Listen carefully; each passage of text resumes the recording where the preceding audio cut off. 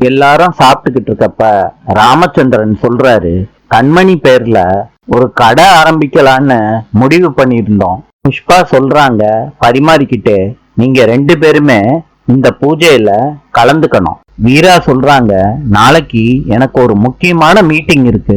புஷ்பா சொல்றாங்க, ஒரே ஒரு நாள் உன் குடும்பத்துக்காண்டி உன்னால லீவ் போட முடியாதா?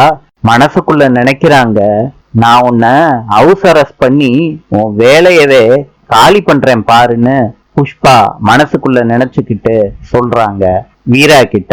கண்மணியும் மாறனும் பூஜைக்கு தேவையான அத்தனை ஐட்டத்தையும் அரேஞ்ச்மெண்ட் பண்ணி வைக்கிறாங்க. கண்மணிக்கு போன் கால் வருது. கண்மணி காலை அட்டன் பண்றாங்க. இன்னும் அரை மணி நேரத்துல மினிஸ்டர் வந்துருவாரு. மாறன் சொல்றாரு, கவலைப்படாத கண்மணி, எத்தனை மணிக்கு நீ அங்க இருக்கணுமோ அத்தனை மணிக்கு நான் உன்னை கொண்டு போய் ஆஜர்படுத்திடுவேன் சொல்லிக்கிட்டே மாறன் கண்மணிய கூட்டிட்டு போறாங்க வண்டியில. கண்மணி மினிஸ்டர் நடத்துற விழாவுல கலந்துக்கிறாங்க. இலவச நலத்திட்ட உதவிய மினிஸ்டர் கொடுக்கறாங்க.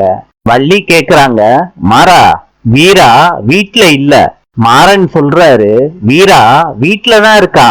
கனி சொல்றாங்க, வீரா ஸ்டோர் ரூம்ல இருந்து வர்றா. கனி சொல்லிக்கிட்டு இருக்கப்பவே வீரா பூவெல்லாம் எடுத்துட்டு வர்றாங்க. எல்லாரும் வீராவை பாக்குறாங்க. நாளை சந்திப்போம்.